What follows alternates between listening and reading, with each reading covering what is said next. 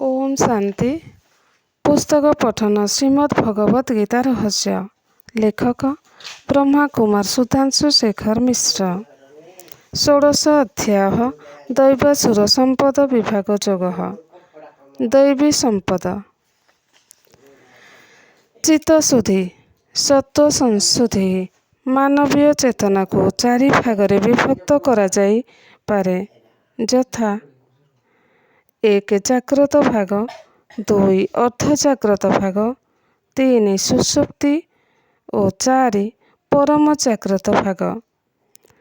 चेतनारे केवल जाग्रत भाग को आमे बहुल भावरे उपयोग करू। आमे जहा पढ़ू बा शुणु तार शतकड़ा 10 भाग आमर मने रहे। यह आम चेतनार जाग्रत अंशरे हुए। वर्तमान मने पड़ु नथिबा अनेक कथा परे हठात मने पड़ी जाए। एही विषय आम अर्धजाग्रत भागरे सबकन्सियस भागरे संरक्षित थाए। एही अंश हाराहारी शतकड़ा 40 भाग। मनर एकाग्रता समयरे एही अंशरे संरक्षित विषय जाग्रत भागरे प्रतिफलित हुए। बाकी जेउ 50% भाग अवशेष रहिला ताको सुषुप्ति कुहंती। यह जाग्रत अंश को आसीपारे नहीं। एही अर्धजाग्रत और सुषुप्त अंश आम जीवन शैली को प्रभावित करे। सुषुप्ति अंशरे पूर्व जन्मर संस्कार और स्मृति थाए। एही उभय अंश शतकड़ा 90 भाग होइथिबारु एहा मध्यरे सन्निहित विषय अनुसारे आमे कर्मरे प्रवृत्त हेउ। अनेक जन्मर अनुभव अभ्यास और सिद्धांतरे परिपूर्ण एही अर्धजाग्रत और सुषुप्त अंश को प्रति मुहूर्तरे परोक्ष बा प्रत्यक्ष भावरे प्रभावित करुथाए। मन और बुद्धि चेतनार जाग्रत अंशरे ही केवल काम करे। एथिपाई जाग्रत अंश वास्तविकता अनुरूप चिंतन करे। अर्धजाग्रत अंशरे मन और बुद्धि न थिबारु एहा तर्क सम्मत चिंतन करि पारे नाही। एहा भावनात्मक होइथाए। भल मंद निरूपण करिबा क्षमता एथिरे नाही।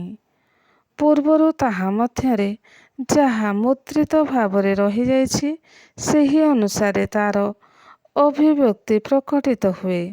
एथिपाई आमे चाहुथिले मध्य अनेक दिनर उशृंखलित जीवन शैली को हठात परिवर्तन करिबारे समक्ष होई पारु नाही। चेतनार एही भाग एक अबोध शिशु परि। शिशु को स्नेह और प्रेम द्वारा वशीभूत करी निज अनुसारे परिचालित करा जाई पारे। बल प्रयोग द्वारा बा भय प्रदर्शन द्वारा सेही अबोधर सृजनी शक्तिर विकास संभव नुहे। चेतनार एही अर्धजाग्रत भाग को काम क्रोध लोभ मोह अहंकार ईर्षा द्वेष भय आलस्य निद्रा आदि विकार गुड़िकरू मुक्त करने चित्तशुद्धि बा अंतःकरण शुद्धि कुहाଯାଏ। कारण चित्तशुद्धि न हेबा पर्यंत व्यक्ति मध्यरे दैवी गुणर विकास हुए नहीं। दर्पणरे धूଳି जमी जाइथिले ताहा ठीक भावरे सम्मुखस्थ व्यक्ति बा पदार्थरे प्रतिबिंब सृष्टि करि पारे नाही। सेहीपरि विकारयुक्त चित्तरे परमात्माक स्मृति प्रतिबिंबित होई स्थिर रही पारे नाही।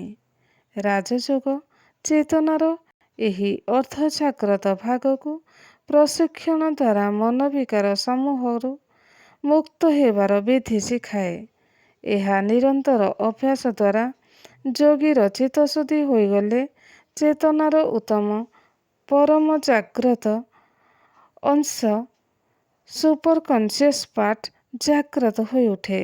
एहा हेउछि जोगीर समाधि अवस्था।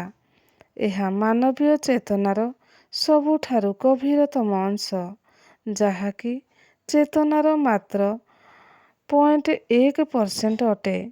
एही अंश परम बुद्धिशाली और अत्यंत शक्ति संपन्न होइथाए। एहार जागृतिरे व्यक्ति अलौकिक दैवी गुण संपन्न होई पारे। ଏହାର ଜାଗୃତି ସମୟରେ ବ୍ୟକ୍ତି ଯାହା ସଂକଳ୍ପ କରିବ ତାହା ତାକୁ ପ୍ରାପ୍ତ ହୁଏ। ରାମକୃଷ୍ଣ ପରମହଂସ, ଶ୍ରୀ ଅରବିନ୍ଦ, ସ୍ୱାମୀ ବିବେକାନନ୍ଦ, ମହାତ୍ମା ଗାନ୍ଧୀ ଆଦି ଚେତନାର ଏହି ପରମ ଜାଗ୍ରତ ଅଂଶର ବିକାଶ କରି ମହାମାନବ ରୂପେ ସର୍ବଜନ ପୂଜିତ ହୋଇପାରିଥିଲେ। କ୍ରମଶଃ ଓମ୍ ଶାନ୍ତି।